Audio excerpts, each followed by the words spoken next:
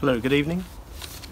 Tonight I'm going to review the new album from Lindsey Buckingham and Christine McVie.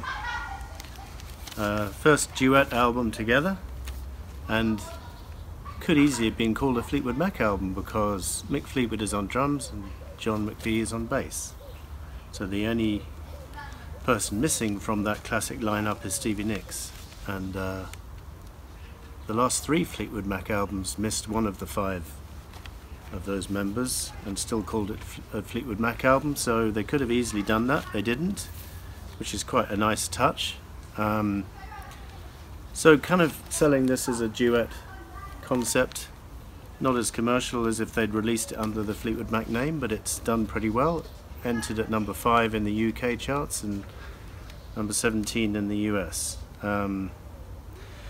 So I was pretty excited. First of all, it's not a great cover, is it?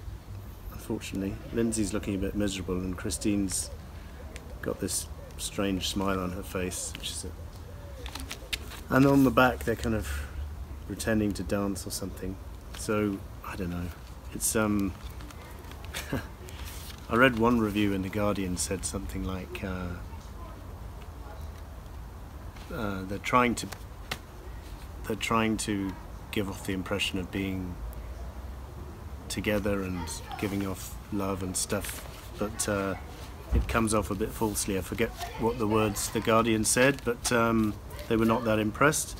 Most reviews have been fairly positive. So I had heard a couple of singles, so I had not too high expectations when I bought this album.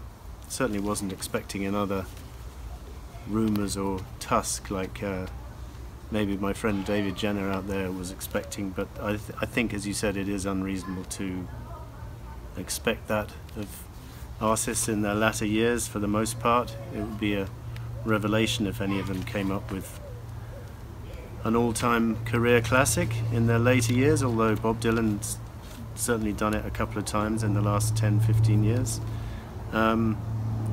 So another thing David also said was it sounded more like a Lindsey Buckingham solo album. Well, I won't disagree with that. In fact, I think some of the tracks were actually recorded for a Buckingham solo album before this project came to life. I think the first song, Sleeping Around the Corner, was even a bonus track to The Seeds We Sow, the last album, although it wasn't on the version that I got. So let's go through the tracks. Anything else to say? The packaging is not too remarkable here, and it's not even got the picture which is included in the CD on the vinyl. But as I say, the Mitchell Froom is the only musician playing on this album on keyboards on top of the four Fleetwood Mac members. So definitely has a Fleetwood Mac sound, but if anyone's allowed to sound like Fleetwood Mac, it's these two plus Mick and John on rhythm section. It's a bit like when people complain that Roger Waters' new album sounds like Pink Floyd. Well, if anyone's entitled to sound like Pink Floyd, it's him and Dave Gilmour. So I think it's entirely natural that it should have the Fleetwood Mac sound.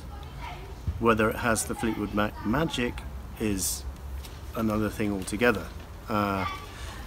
Starts off very strongly with a track called Sleeping Around the Corner, which is a top drawer Lindsey opener. He's so good at opening albums over the years. Secondhand News, Monday Morning come to mind, and this is not too far short of that quality. Can't really hear Christine McVie's contribution to this track. She may not have actually appeared in it, I don't know. By the way, there's a video on YouTube of them talking about the album, and it's quite nice to see, although there's a lot of, you know, hugging and kissing. They're always using the intra-band chemistry to sell records, I've felt over the years, and this is no exception. Maybe it's entirely natural, I don't know, but it's and then I saw an appearance on US TV doing the song In My World, and again, I can't really hear Christine's contribution on the record, but in this performance she was standing behind a keyboard with one hand on the key, not moving, and contributing a rather strange, lower melody line and singing along in the chorus to make it appear as if it was a duet, I guess. But I don't think I can hear a voice on the record, but I might be wrong. Either way, it's not. I think it could easily have been a Lindsey Buckingham solo track, this one. Anyway, I skipped to In My World, which is another great, not great track, but it's pretty solid Lindsey and very catchy, and if singles meant anything these days, it would probably be a hit single. So sandwiched in between those two Lindsey tracks is a track called Feel About You, which is Christine trying, there's an ambulance now. Christine trying to write a kind of pop single and Lindsey doing his best to make it so, and I hate to say it, and you know, you're looking at one of the biggest Christine McVie fans ever, probably. This track just doesn't do it for me, I'm afraid. It's actually quite annoying in the chorus. The verse is okay.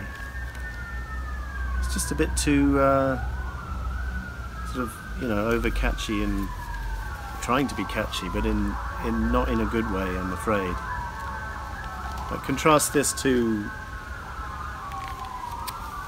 and the next track from Christine, which is actually a better effort, called Red Sun.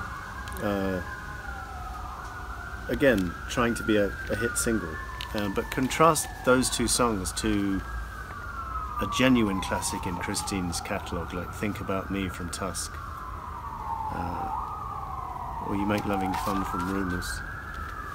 And it's not really in the same league. Red Sun is, again, a nice melody, and Lindsey's doing his best to make it commercial, and it works okay, but it's not top draw Christine, I'm afraid, in my opinion. Love Is Here to Stay is Lindsey's next contribution, and it's noticeable how Lindsey's contributions are of a higher quality than Christine's, I'm sad to say, in nearly all cases.